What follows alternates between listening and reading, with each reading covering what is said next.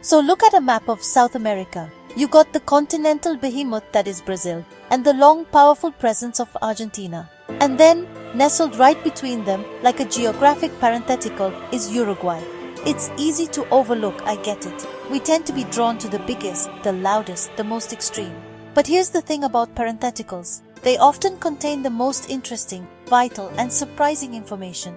Uruguay is, in so many ways, that surprising and vital information. It's a country that consistently punches above its weight, a place of quiet progressivism, stunning landscapes, and a history that is both deeply South American and uniquely its own.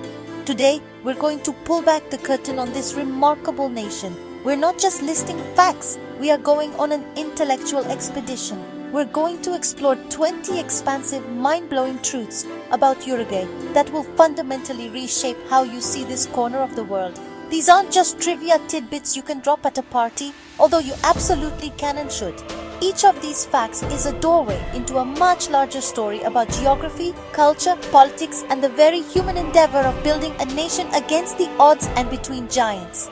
So grab your mate, settle in, and prepare to have your understanding of South America wonderfully complicated. We're going to delve into everything from its unique geographical superlatives to its pioneering social policies and its surprisingly influential role on the world stage. By the end of this, I promise you, Uruguay will no longer be just a small country on the map.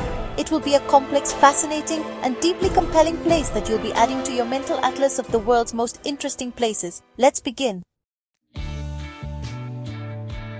Let's get technical for a moment because precision matters and can reveal some pretty cool things.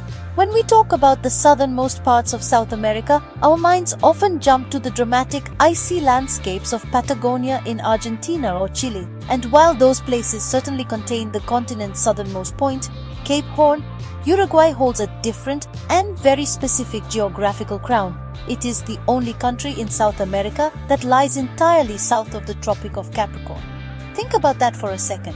Every other nation on the continent has at least some of its territory in the tropics. This isn't just a quirky bit of trivia for your next pub quiz.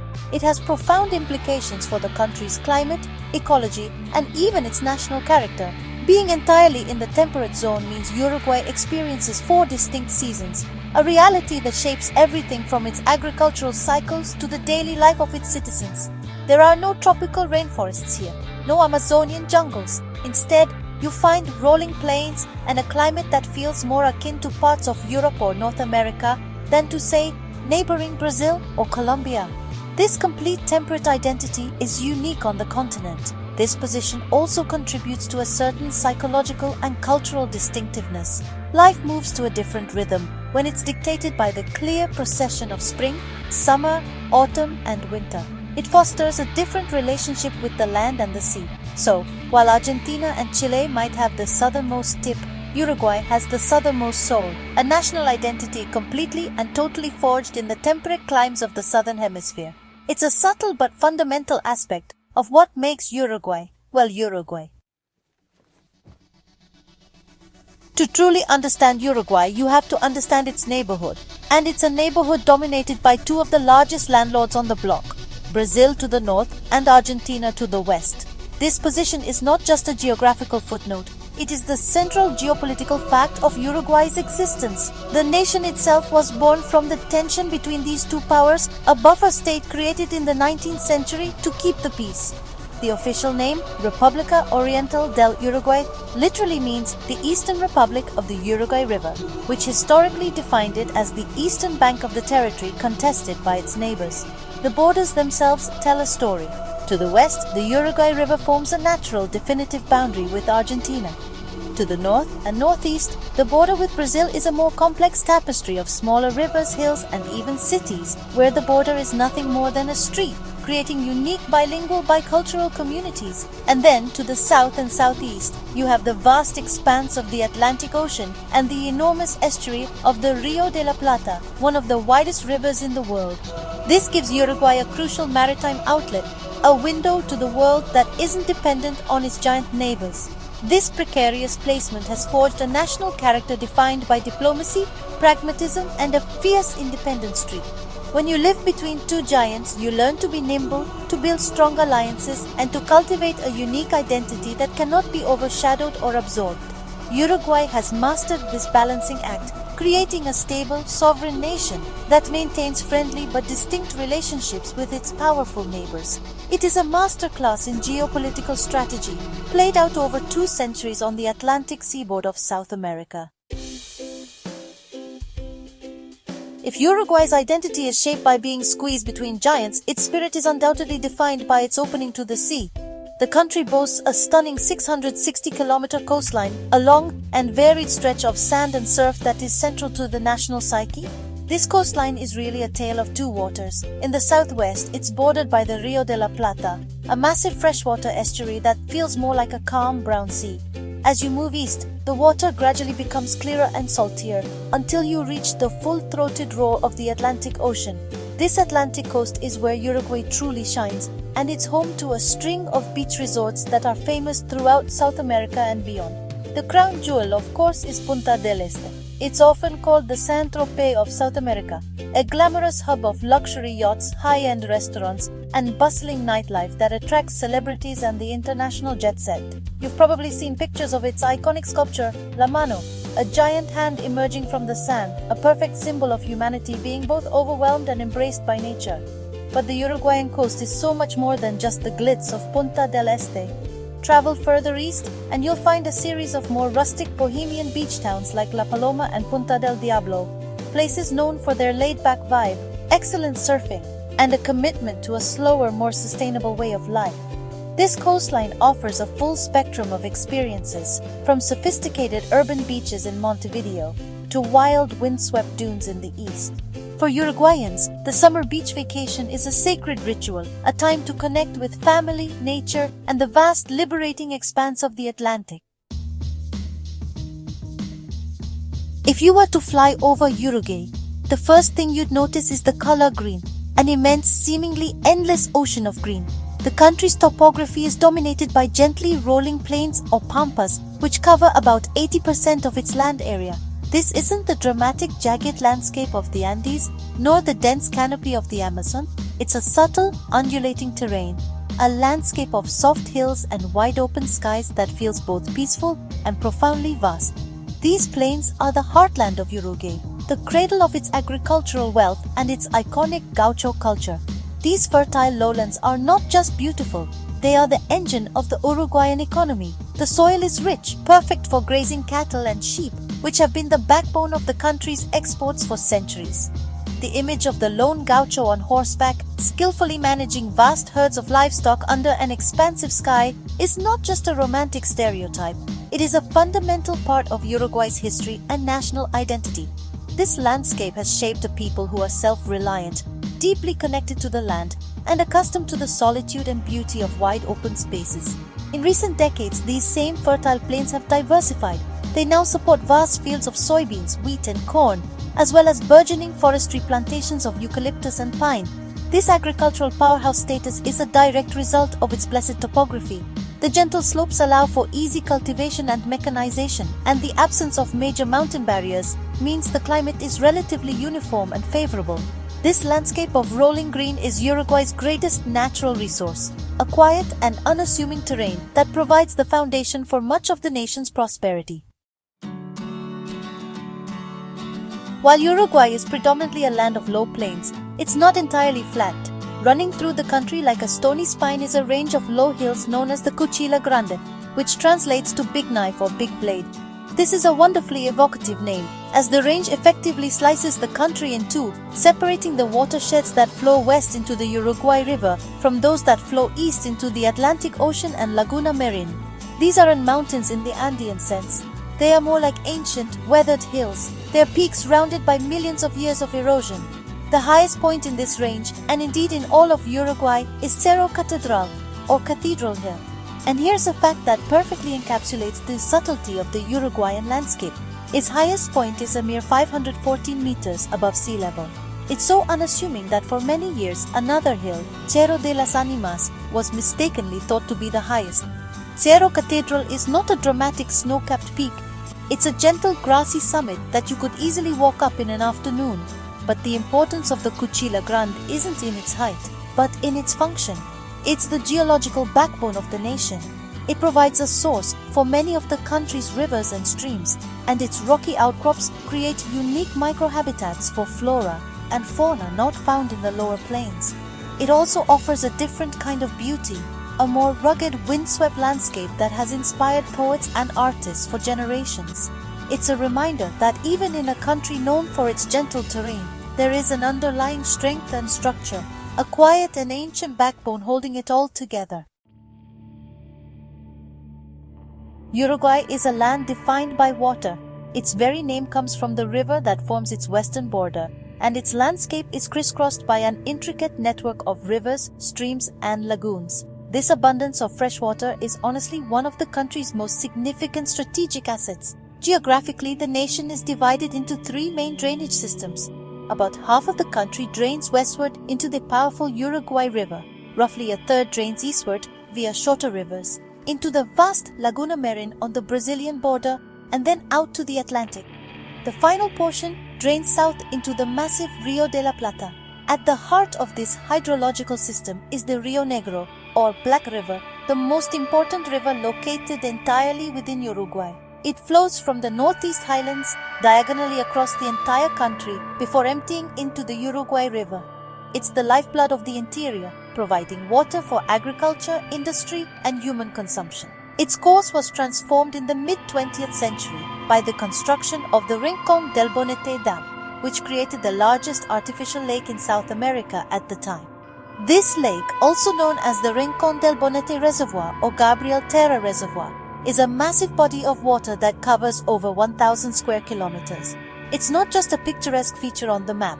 It's a critical piece of infrastructure, generating a significant portion of Uruguay's hydroelectric power. This project, and others like it, really showcase Uruguay's long history of harnessing its natural resources for energy independence and national development. This water-rich landscape is fundamental to Uruguay's prosperity, a renewable resource that powers its homes and nourishes its world-famous agriculture. We've talked about the rolling plains, the Pampas that dominate Uruguay's landscape. Now let's talk about what those plains produce, because it's nothing short of extraordinary. Uruguay is an agricultural powerhouse, a nation that leverages its natural blessings of fertile soil, abundant water, and a temperate climate to feed not just its own people, but millions around the world. The country has more cattle than people. In fact, it has about 4 cattle for every 1 person, one of the highest ratios on the planet. This isn't a recent development. Ranching has been the soul of the Uruguayan economy and culture for centuries. The quality of Uruguayan beef is honestly legendary. The cattle are predominantly grass-fed, roaming freely on the vast open Pampas, a practice that many connoisseurs argue leads to more flavorful and healthier meat. This commitment to natural, sustainable ranching has made Uruguayan beef a premium product, exported to discerning markets across Europe, North America, and Asia. Alongside beef, Uruguay is also a major global producer of high-quality wool, thanks to the millions of sheep that share the Pampas with the cattle. But it's not just about livestock. In recent decades, Uruguay has significantly diversified its agricultural output. Those same fertile lands are now used to grow massive quantities of grains like soybeans, wheat, and rice, as well as dairy products that are prized throughout the region. This transition shows Uruguay's ability to adapt and innovate, moving from a traditional pastoral economy to a modern, diversified agricultural exporter. It is a nation that truly lives off the fat of the land, a green and fertile country that has turned its pastoral landscape into a source of immense national wealth. Every country has a heart, a center of gravity where its political, cultural, and economic life converges. In Uruguay, that heart is Montevideo. And just like the country itself, its capital holds a unique geographical distinction. Montevideo is the southernmost capital city in all of the Americas. Sitting on the northeastern bank of the vast Rio de la Plata, it's further south than Buenos Aires, further south than Santiago. This position gives it a unique perspective, looking out at the confluence of the river and the Atlantic, a gateway to the southern seas. Founded by the Spanish in the early 18th century as a military stronghold, Montevideo quickly grew into a major port and commercial center. Today, it's a vibrant, eclectic city that beautifully blends old and new. The historic heart, the Ciudad Vieja, is a maze of cobblestone streets, colonial-era buildings, and grand plazas, while the coastline is lined with modern apartment buildings and a spectacular 22-kilometer-long beachfront promenade called the Rambla, which is honestly the social hub of the city, a place where Montevideans of all ages come to walk, cycle, fish and of course drink mate. What's truly remarkable about Montevideo is its demographic dominance. Nearly half of Uruguay's entire population lives in the Montevideo metropolitan area. This makes it one of the most primate cities in the world, meaning it is disproportionately larger than any other city in the country. This concentration of people, talent and resources makes Montevideo the undeniable engine of Uruguay. It's where the country's progressive laws are passed, where its most famous artists create, and where the rhythm of Uruguayan life is most palpable. If Uruguay is known for one thing on the international stage, beyond its football and its beef, it is its remarkably progressive social policies. This is a country that has often been decades ahead of its peers, earning it the nickname the Switzerland of South America, not just for its banking, but for its stability and forward-thinking legislation. This tradition of progressivism dates back to the early 20th century under President José Batelegui Ordóñez, who introduced a comprehensive welfare state, including unemployment benefits and an 8-hour workday, long before most Western nations. This legacy continues with force today. In 2013, Uruguay became the first country in the world to fully legalize the production, sale and consumption of marijuana. This wasn't a reckless decision, but a pragmatic, state-controlled approach aimed at combating drug trafficking and treating addiction as a public health issue. In that same period, Uruguay also legalized same-sex marriage nationwide and passed one of the most liberal abortion laws in Latin America, cementing its status as a bastion of secularism and individual rights on a continent that is often socially conservative. This progressive spirit extends to education and human development. Uruguay boasts one of the highest literacy rates in the region, consistently above 98%. It has a strong public education system and a deep-seated belief in social equity. This combination of social freedoms, a strong welfare state, and a commitment to education creates a society with a uniquely high quality of life. Uruguay has proven, time and again, that a small nation can lead the world in thinking about how to build a more just, free, and equitable society. We've touched on Uruguay's major rivers, but it's worth diving deeper into just how integral its entire fluvial network is to the nation's life. The word fluvial simply means relating to a river, and Uruguay is a profoundly fluvial country. Its landscape is irrigated by a dense lacework of over 1,000 rivers and streams, known as arroyos. These waterways are the veins and arteries of the nation, carrying life-giving water across the fertile plains and providing the foundation for its agricultural success. This network is not just for agriculture, it's crucial for transport and energy. The Uruguay River, which the country shares with Argentina, is a major navigable waterway, allowing for the transport of goods from the interior all the way to the Rio de la Plata estuary and the Atlantic Ocean. This has been a vital commercial artery for centuries, reducing reliance on land-based transport and connecting Uruguayan producers directly to global markets. The navigability of its rivers has been a key factor in its economic development. Furthermore, as we saw with the Rio Negro, this fluvial system is the cornerstone of Uruguay's energy matrix. The country has made massive investments in hydroelectric power, harnessing the flow of its major rivers to generate clean, renewable electricity. This has allowed Uruguay to achieve remarkable levels of energy independence and become a world leader in renewable energy production. In Uruguay, the rivers are more than just lines on a map. They are dynamic systems that power the economy, irrigate the land, and shape the very flow of national life. While much of Uruguay is a uniform expanse of Pampas, its coastline and rivers are dotted with islands that serve as crucial sanctuaries for biodiversity. Perhaps the most famous of these is Isla de Lobos, or Island of Sea Wolves, located just off the coast of Punta del Este. The name is a bit of a misnomer. The wolves are actually sea lions. This tiny rocky island is home to the largest colony of South American sea lions in the Western Hemisphere, a noisy, bustling metropolis of over 250,000 of these marine mammals. It's a protected nature reserve, a stunning spectacle of the wild existing just a stone's throw from a glamorous resort town. Further into the Rio de la Plata lies Gorriti Island, a popular destination for tourists from Punta del Este.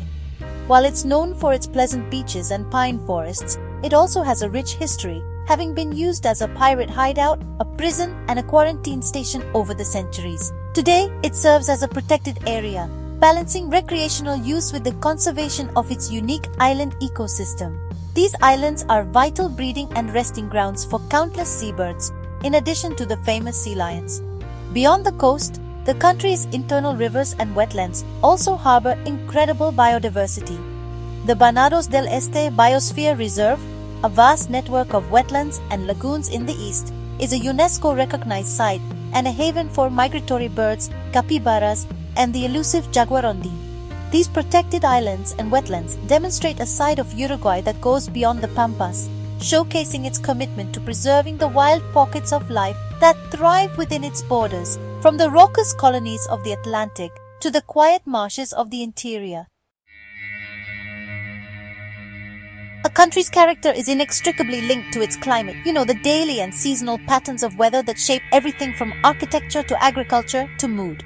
Uruguay's climate is classified as humid subtropical, which is a key reason for its verdant landscapes and comfortable living conditions. As we discussed, being entirely in the temperate zone means it experiences 4 distinct seasons but without the harsh extremes. Winters are generally cool and damp, but snow is exceptionally rare. Summers are warm and sunny, but the heat is often tempered by pleasant breezes from the Atlantic. The humid part of the classification is important. Uruguay receives ample rainfall throughout the year, with no real dry season. This consistent precipitation is what keeps the Pampas so lush and green, making it ideal for raising livestock and growing crops without the need for extensive irrigation in many areas. However, this humidity can also lead to thick fog, especially in the autumn and winter months, lending a mysterious atmospheric quality to the landscape. This mild, reliable climate has a profound impact on daily life. It supports a culture of outdoor living, from the year-round activity on Montevideo's Rambla to the leisurely pace of life in the countryside. Farmers can rely on predictable growing seasons, and the lack of extreme weather events like hurricanes or major earthquakes contributes to the country's overall sense of stability and tranquility. It's a climate that is, much like the country itself, generally gentle, pleasant, and devoid of unnecessary drama. For a country of its size, Uruguay has shown a remarkable commitment to preserving its natural heritage through a robust system of national parks and protected areas. This network, known as the SNAP, Sistema Nacional de Áreas Protegidas, currently includes 10 designated national parks, with more areas under consideration. These parks are not just token gestures, they are scientifically managed reserves that protect the full range of Uruguay's unique ecosystems, from coastal lagoons and native forests to rolling grasslands and hilly interiors. Each park offers a window into a different facet of Uruguay's natural world. For example, Santa Teresa National Park, near the Brazilian border, combines beautiful beaches with a vast, human-planted forest of over 2 million trees and a historic colonial fortress. Cabo Polonio National Park is famous for its massive shifting sand dunes, its sea lion colonies, and its complete lack of roads, preserving a sense of wild isolation.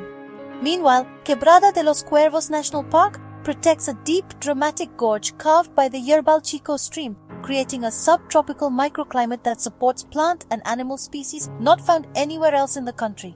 The existence and careful management of these parks reflect a growing environmental consciousness in Uruguay. They are living laboratories for biodiversity research, crucial corridors for wildlife, and wonderful destinations for ecotourism. They ensure that as the country continues to develop its agricultural and urban centers, the wild soul of Uruguay, its native forests, its pristine coastlines, and its unique geological formations will be protected for generations to come. It's a forward-thinking investment in the nation's natural capital. In a continent that has often been plagued by political instability, military coups, and authoritarian regimes, Uruguay stands out as a remarkable example of democratic endurance. While it did suffer a civic military dictatorship from 1973 to 1985, its broader history is one of a long and deeply rooted democratic tradition. In fact, for much of the 20th century, Uruguay was celebrated as one of the most stable and consolidated democracies in the world. earning it that Switzerland of South America moniker for its political climate as much as anything else. This democratic culture took root early. The progressive reforms of the early 1900s established a strong foundation of social justice and political participation. The country developed a robust two-party system that, for many decades, ensured peaceful transfers of power and a political environment based on consensus and negotiation rather than conflict. This created a fertile ground for the growth of a strong middle class, free press, and independent judiciary, all essential pillars of a healthy democracy.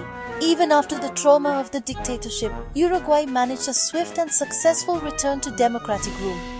Today, it consistently ranks as one of the most democratic nations in the Americas and the world, scoring high on indices of political freedom, civil liberties, and low corruption. This long-standing stability is not an accident. It's the product of a political culture that values dialogue, respects institutions, and believes in the power of the ballot box. It is perhaps Uruguay's proudest and most important export to the world.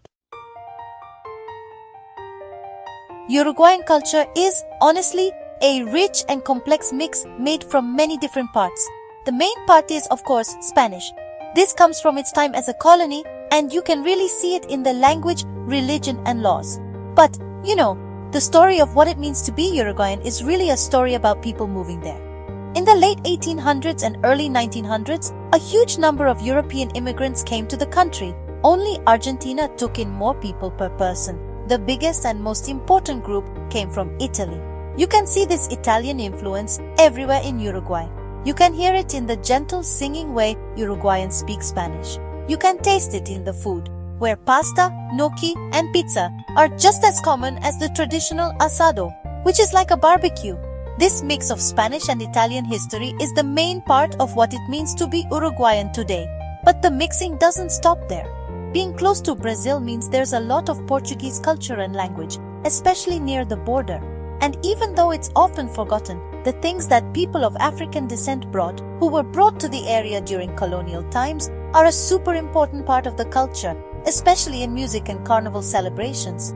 For example, candombe is a lively drum-based music and dance style with strong African roots, and it's a really important part of Uruguay's culture that UNESCO has recognized. This mix of Spanish colonial style, Italian energy, Portuguese closeness, and African rhythm, all built on a past where native people were almost forgotten, creates a culture that is clearly South American, yet totally unique. It's like a big stew that has been cooking for generations, making a taste that is purely and clearly Uruguayan. We've established that Uruguay is a small country, but what's equally striking is how few people live there. With a population of around 3.5 million people in a territory the size of Washington state, Uruguay is one of the least densely populated countries in the region. To put it in perspective, the state of Washington has more than double the population in a similar area. This gives the country an overwhelming sense of space and openness. This low population density is made even more dramatic by the fact that, as we discussed, nearly half of the entire population lives in the capital Montevideo. This means that once you leave the metropolitan area, the country feels incredibly empty. You can drive for long stretches through the countryside and honestly see more cattle and sheep than people. The towns are small, the horizons are vast, and there's a palpable sense of tranquility and solitude that is hard to find in the modern world. This demographic reality has several effects. On one hand, it can present economic challenges, creating a smaller domestic market and workforce. On the other hand, it is a key component of the high quality of life that many Uruguayans enjoy. There's less crowding, less pollution, and a closer connection to nature. It has fostered a culture where community ties in small towns are strong and where there is, quite literally, room to breathe. This combination of a bustling cosmopolitan capital and a serene, sparsely populated interior is one of the defining dualities of the Uruguayan experience. It is impossible to talk about Uruguay without talking about football or soccer. For a nation of just 3.5 million people, its impact on the world's most popular sport is frankly, statistically absurd. It's the ultimate example of the country's ability to punch far above its weight. The story begins with the very first FIFA World Cup in 1930. Not only did Uruguay host the inaugural tournament, building the legendary Estadio Centenario in Montevideo in record time, but they also went on to win it, defeating their rivals Argentina in a dramatic final. This was no fluke. Uruguay had already won the Olympic football tournaments in 1924 and 1928, which were then considered the World Championships. But their crowning achievement came in 1950. In the World Cup final, held in Brazil's colossal Maracana Stadium, the tiny Uruguayan team faced the hosts, a footballing giant that everyone expected to win easily. In one of the greatest upsets in sports history, known as the Maracanazo, Uruguay won 2-1, silencing a crowd of nearly 200,000 and cementing their place in football lore forever. This heritage is a massive source of national pride. The sky blue jersey of La Celeste is a symbol of what Uruguay can achieve through talent, teamwork, and garacharua, a term that describes a uniquely Uruguayan fighting spirit and tenacity against the odds. Stars like Luis Suarez and Edinson Cavani have continued this legacy on the world stage. Football is more than a sport in Uruguay. It's a fundamental expression of the national identity, a constant reminder that with enough heart, even the smallest nation can conquer the world. While Uruguay's identity is steeped in pastoral traditions and early 20th century progressivism, it is also, surprisingly, a trailblazer in the 21st century digital revolution. The country is recognized as a regional and even global leader in e-government and digital inclusion. It consistently ranks at the top in Latin America for ICT, information and communication technology, development, internet penetration, and the digitization of public services. In Uruguay, filing taxes, accessing health records, or starting a business can often be done entirely online with remarkable efficiency. The cornerstone of this digital leadership is a revolutionary initiative called Plan Seaboard. Launched in 2007, its audacious goal was to provide one laptop for every single primary school student and teacher in the public education system. It was one of the first and most comprehensive one laptop per child programs in the world. They achieved this goal, effectively closing the digital divide for an entire generation and embedding technological literacy into the very fabric of the nation's education system. This long-term investment is now paying dividends. Uruguay has a highly tech-savvy population and a burgeoning software and IT services export industry. It has become an attractive hub for tech startups and digital nomads, drawn by its excellent connectivity, stable political environment, and high quality of life. This commitment to digital infrastructure and inclusion is a modern expression of Uruguay's old progressive spirit, a belief that access to technology, like access to education and healthcare, is a fundamental right that empowers citizens and drives national development. We've touched upon Uruguay's parks and islands, but let's zoom out to appreciate the bigger picture. For a country dominated by agriculture, Uruguay is a surprising and vital haven for biodiversity. Its unique position at the convergence of different bioregions, the Pampas grasslands, the Atlantic coast, and influences from the Chaco and Atlantic forest regions, creates a rich mosaic of habitats that support a diverse array of wildlife. The country is home to over 450 species of birds, making it a paradise for birdwatchers. Its extensive wetlands, like the aforementioned Venados del Este, are critical stopover points for migratory birds traveling the length of the Americas. In its grasslands and native forests, you can find mammals like the capybara, the world's largest rodent, the Pampas deer, and several species of wildcats. The country's rivers teem with fish, including the prized golden dorado, a formidable freshwater game fish. Recognizing the value of this natural heritage, Uruguay has been stepping up its conservation efforts. Beyond the national park system, there are numerous private reserves and government initiatives aimed at promoting sustainable agriculture and protecting endangered species. There is a growing understanding that the health of the Pampas and the health of the economy are intertwined. Uruguay's story is thus a delicate balance, a nation that lives off the land while also working to preserve the wildness that makes that land so special. It's a quiet, green country that serves as a crucial sanctuary for the rich biodiversity of the South American continent. And there you have it, 20 journeys into the heart of the República Oriental del Uruguay. From its outsized footballing glory to its pioneering social laws, from its unique temperate geography to its status as a digital leader, Uruguay consistently defies expectations. It's a country that doesn't shout for attention but earns it through its quiet competence, its deep-seated stability, and its commitment to a high quality of life for its people. It is so much more than just a buffer state between Brazil and Argentina. It is a destination, an idea, and a compelling model for a small nation navigating a complex world. I hope this exploration has complicated and enriched your mental map of South America. The world is full of these fascinating, overlooked places, and understanding them helps us understand the beautiful complexity of our shared human story. We went from its cattle-to-human ratio to its world-first cannabis laws, from the highest point of Quero Cathedral to the southernmost capital of Montevideo. Each fact is a thread, and together they weave a portrait of a nation that is at once traditional and revolutionary, tranquil and fiercely proud. Now I want to hear from you. Which of these facts surprised you the most?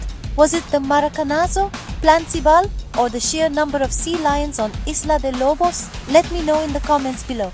And if you enjoy these deep dives into the world's most fascinating countries, please consider subscribing and turning on notifications so you don't miss our next adventure. Thank you, as always, for watching. See you in the next video.